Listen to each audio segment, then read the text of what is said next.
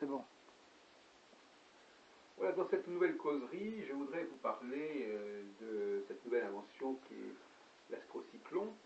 Je voudrais la resituer dans le cadre de la théologie, dans le cadre des Écritures, parce que pour moi, la phase de conjonction, c'est-à-dire que lorsque Saturne se rapproche de plus en plus d'une des 4 étoiles fixes royales, ça correspond au moment où la force, l'énergie cosmique, si on peut dire, peut-être au niveau physique ou au niveau sémiologique, est la plus puissante, la plus incandescente, je dirais.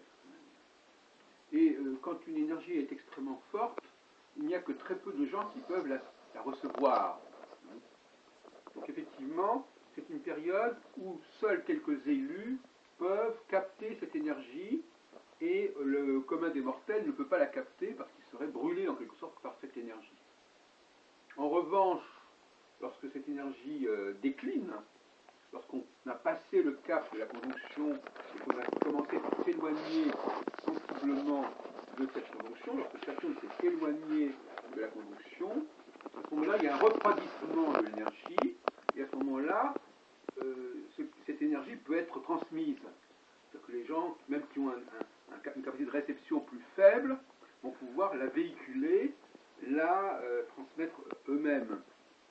Et c'est ça cette idée, n'est-ce pas, donc d'une énergie qui devient de plus en plus chaude, de plus en plus incandescente, un peu comme un buisson ardent, et puis qui, au fur et à mesure que la conjonction se fait et puis se défait, elle devient plus accessible, mais en même temps, comme la lave, elle se fige, c'est-à-dire qu'effectivement, elle perd de ses vertus. Elle perd de ses vertus, elle devient morte, elle meurt en quelque sorte. Et c'est en tant qu'objet mort qu'elle est reçue par des gens qui sont capables de la capter en tant qu'énergie en vie. C'est cette problématique qui m'intéresse. Autrement dit, pour parler en termes par exemple de plein emploi, en phase d'énergie puissante et hyper torride, hyper chaude, il n'y a qu'un très petit nombre d'acteurs et de personnalités qui peuvent agir et qui peuvent être dynamisés par cette énergie. Et en revanche, quand elle refroidit, à ce moment-là, cette énergie beaucoup plus faible va pouvoir être reprise et récupérée par un très grand nombre de personnes. À ce moment-là, il y a une multiplication, il y a une diffusion considérable de l'énergie. Et à ce moment-là, on peut transmettre cette énergie à un très grand nombre de personnes. Donc il y a un plein emploi, c'est-à-dire que toute personne va pouvoir se servir de cette énergie, se servir de ces outils, alors qu'en phase montante, c'était réservé à un nombre très limité de personnes. Donc ça c'est important, et ça fait écho évidemment à la théologie, ça fait écho aux Écritures.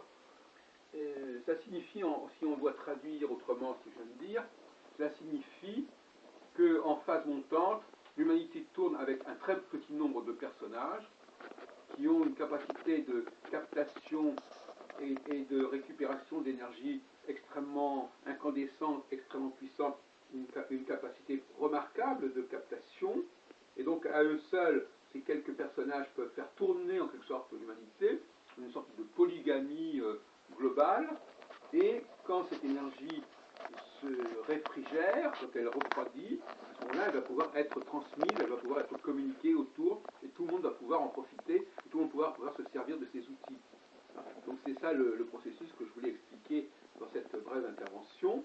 Alors je vais rajouter quelques petites réflexions générales. Au niveau du plein emploi, donc d'abord, premièrement, on ne voit pas comment une humanité peut vivre sans cette connaissance de l'astrocyclone, sans connaissance des cycles.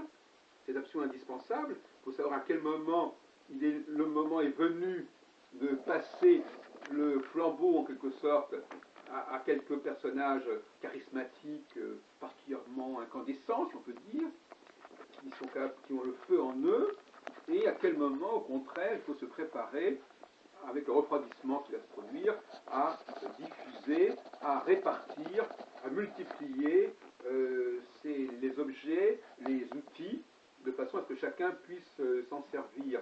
Et à ce moment-là, il y a une sorte de sentiment d'égalité, puisque tout le monde a les mêmes outils, tout le monde peut faire les mêmes choses, mais il est évident qu'on oublie, en un petit moment, on oublie d'où ça vient, et donc il y a une espèce de sentiment qu'on peut se passer des maîtres, on peut se passer de ces personnages un petit peu particuliers, jusqu'au moment où effectivement cette phase descendante de répartition illimitée des savoirs aboutit à des incohérences parce que chacun modifie, chacun corrompt ses savoirs et il n'y a plus d'unité.